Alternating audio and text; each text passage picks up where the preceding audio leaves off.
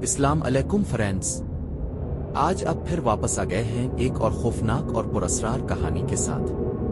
तो चलिए शुरू करते हैं आज की वीडियो। आज हम बात करेंगे उन कहानियों की जो इंडिया, पाकिस्तान, बांग्लादेश और हमारे आसपास की जगहों पर सुनने को मिलती है। जी हाँ, भूतों और चुड़ैलों की कहानियां। आप सब ने कभी न कभी ऐसी बातें जरूर सुनी होंगी। हमारे इस जमाने में बहुत सी चीजें ऐसी हैं जो अभी तक इंसानों के लिए मुमकिन है। कुछ लोग कहते हैं कि ये जिन्नत होते हैं और इस्लाम में भी जिन्नात का जिक्र मौजूद है। कुछ अच्छे होते हैं और कुछ बहुत खतरनाक। जबकि इंडिया में अक्सर कहा जाता है कि जब किसी इंसान को मौत के बाद सुकून नहीं मिलता तो उसकी आत्मा भटकती रहती है और वो भूत बन जाता है। चलिए एक सच्ची कहानी सुनते हैं। कहते हैं एक लकड़हारा रात को कब्रिस्तान के करीब जंगल में लकड़ियां काट रहा था। अचानक इसे एक लड़की की रोने की आवाज सुनाई दी।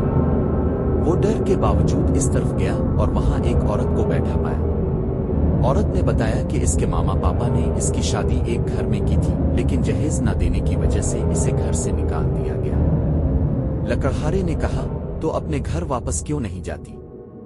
इस औरत ने कहा, मुझे रास्ता याद नहीं रहा, क्या तुम मुझे छोड़ आओगे? वो लकड़हारा इसे रास्ता दिखाने लगा।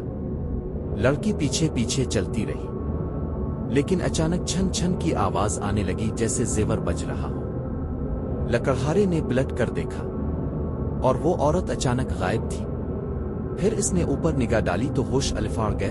वो औरत एक दरख्त पर उल्टे पांव चढ़ी हुई थी। लकड़हारा जान बचाकर भागा, लेकिन चंद लम्हों बाद वो औरत इसके सामने आ गई और ये थी एक खौफनाक चुड़ैल की कहानी। दोस्तों, ये सिर्फ पुरानी कहानियां ही नहीं है।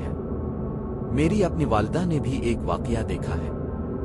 एक रात वो कमरे से बाहर आईं तो अचानक उनके पास से एक बड़ा सिया साया गुजरा। उन्हें लगा शायद मेरी बहन नमाज के लिए जा रही है, लेकिन जब देखा तो सब लोग अपने अपने बिस्तर पर सो रहे थे। फिर वो साया कौन था? इसी रात एक और अजीब वाकया हुआ। घर की घड़ी का शीशा अचानक टूट गया, हालांकि न कोई आंधी थी न तूफान। आखिर वो कौन सी ताकत थी जिसने ये सब किया?